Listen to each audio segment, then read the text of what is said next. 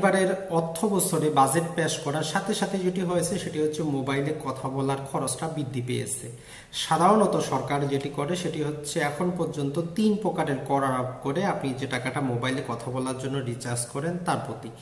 আপনি যদি ১০০ টাকা যদি রিচার্জ করতেন সেখান থেকে সরকার ১% কেটে নিত, মানে ১ টাকা কেটে নিত সারচার্জ হিসাবে।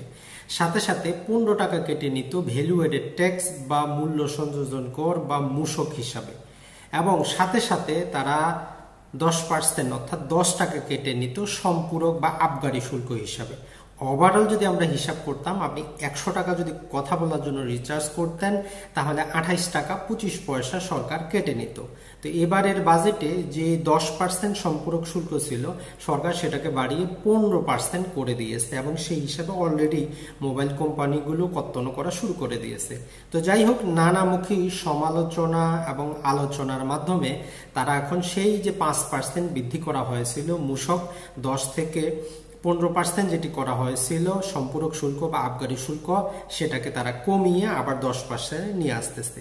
তার মানে এটা আমাদের জন্য সুখবর না হলেও অন্তত স্বস্তির খবর। মানে হচ্ছে পূর্বে যেরকম আপনি ১০০ টাকা মোবাইলে কথা বলার জন্য রিচার্জ করতেন, সরকার মোটামুটি ২৮ টাকা ২৫ পয়সা কেটে নিত, এখনও সেই ২৮ টাকা ২৫ পয়সায় কেটে নিবে, যদিও তারা বাজেটে চাচ্ছিল যে ৩৩ টাকা ২৫ পয়সা কেটে নেওয়ার জন্য। তো যাই হোক, এটি মোটামুটি আমাদের জন্য কিছুটা হলেও স্বস্তির খবর যারা মোবাইল ব্যবহার করেন, যারা ইন্টারনেট ব্যবহার করেন।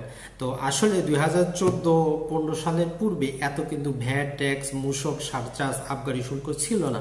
এবং আমরা আমাদের পার্শ্ববর্তী দেশ ভারত, পাকিস্তান, নেপাল, ভুটান, মালদ্বীপ এগুলো যদি দেখি, এখানে কিন্তু এত পরিমাণ কর কোনো দেশ আরোপ করেনি। সর্বোচ্চ 18% পর্যন্ত আছে টোটাল হিসাব করে। সে জায়গায় বাংলাদেশে আমরা দেখি 28.25% তারা কেটে নিচ্ছে।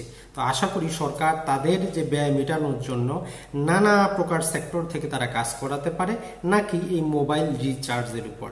তো বন্ধুরা, ভালো থাকবেন, সুস্থ থাকবেন।